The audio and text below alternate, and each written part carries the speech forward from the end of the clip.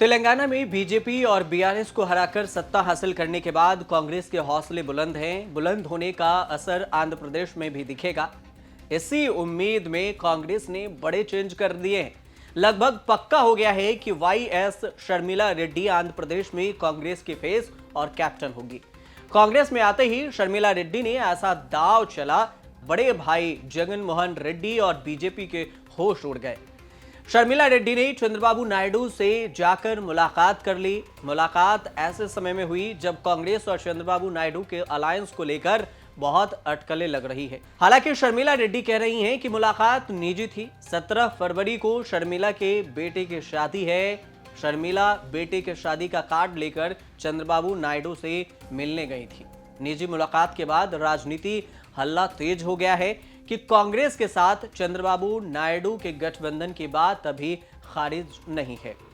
आंध्र चुनाव में सीधी लड़ाई जगन मोहन रेड्डी और चंद्रबाबू नायडू के बीच है। इस लड़ाई में कांग्रेस या बीजेपी कुछ कमाल कर ले तो राजनीति पलट सकती है। चंद्रबाबू से गठबंधन को लेकर कांग्रेस और बीजेपी में खींचतान है। बीजेपी से अलायंस कर चुके पवन कल्याण के जरिए चंद्रबाबू नायडू की बीजेपी से भी अलायंस की चर्चा गर्म है। चंद्रबाबू नायडू और कांग्रेस के अलायंस की चर्चा तेज हुई प्रशांत किशोर के कारण। कहा जा रहा है कि पीके चंद्रबाबू के लिए इलेक्शन स्ट्रेटजी पर काम कर सकते हैं। इसके जरिए भी बातचीत हुई है। शर्मिला रेड्डी और नायडू की मुलाकात के बाद यह पक्का माना जा रहा है कि कुछ तो चल रहा है अंदर, जो बात सामने नहीं आई है। कांग्रेस को आंध्र प्रदेश से उखाड़ने का पहला काम चंद्रबाबू नायडू ने ही किया था।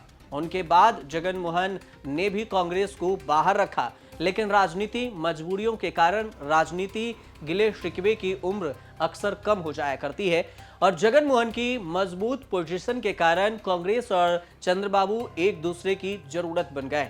शर्मिला के कांग्रेस में आने के बाद तेलुगु कनेक्शन से कांग्रेस को फायदा भी हो सकता है। राहुल गांधी ने जगन मोहन रेड्डी की छोटी बहन वाईएस शर्मिला को कुछ बड़ा सोचकर अपनी पार्टी में मिलाया है। शर्मिला अपनी पार्टी वाईएसआरटीपी का विलय करके कांग्रेस में आई है और अब तैयार है शर्मिला को आंध्र प्रदेश कांग्रेस का अध्यक्ष बनाने की तैयारी चल रही है। शर्मिला ने इस बात को लेकर यह भी कहा था कि उन्हें कोई रोल मिलने वाला है, लेकिन कौन सा रोल, इस बात को लेकर खुलासा नहीं हुआ था। कांग्रेस పార్టీలో చేరిన సందర్భంగా ఆయన గారిని కలిశాము. పార్టీ ఏ బాధ్యత అప్పచెప్పినా నమ్మకంగా చేస్తానని నా వంతుగా రాజశేఖర్ రెడ్డి బిడ్డ ఆయన ఆశీస్సులు తీసుకోవడానికి ఇక్కడికి రావడం జరిగింది. अचानक आंध्र प्रदेश अध्यक्ष जी रुद्र राजू ने इस्तीफा दे दिया है। राजू लोकसभा और विधानसभा चुनाव के लिए 20 जनवरी से वोटर आउटरीच कार्यक्रम शुरू करने वाले थे, उससे पहले इस्तीफा हो गया। अब यह भी माना जा रहा कि शर्मिला के लिए राजू ने कुर्सी खाली की है। पिछले साल नवंबर में राजू को 4 वर्किंग प्रेसिडेंट के साथ आंध्र प्रदेश कांग्रेस का अध्यक्ष बनाया गया था। 10 साल से कांग्रेस आंध्र प्रदेश में बहुत बुरा वक्त देख रही है। उत्तर प्रदेश गुजरात से भी ज्यादा बुरा हाल है आंध्र प्रदेश में कांग्रेस का। न लोकसभा में न विधानसभा में आंध्र प्रदेश में कांग्रेस 0 स्टेज में है। लोकसभा, राज्यसभा, विधानसभा, विधान परिषद कहीं भी कांग्रेस का कोई सांसद विधायक नहीं है। 2014 से 2019 के दोनों चुनाव में स्कोर 0 रहा है। 2009 में कांग्रेस आंध्र प्रदेश में डबल धमाका किया था। विधानसभा चुनाव में 294 में से 156 सीटें जीतकर सरकार बनाई थी। लोकसभा चुनाव में कांग्रेस ने करीब 37% वोटों के साथ आंध्र प्रदेश की 42 में से 33 सीटें जीती थी। उसके बाद आंध्र प्रदेश का विभाजन करके तेलंगाना राज्य बना। कांग्रेस को तेलंगाना बनाने का क्रेडिट तो नहीं ही मिला। 2014 से लगातार आंध्र प्रदेश के विभाजन की भरपूर सजा जरूर मिली।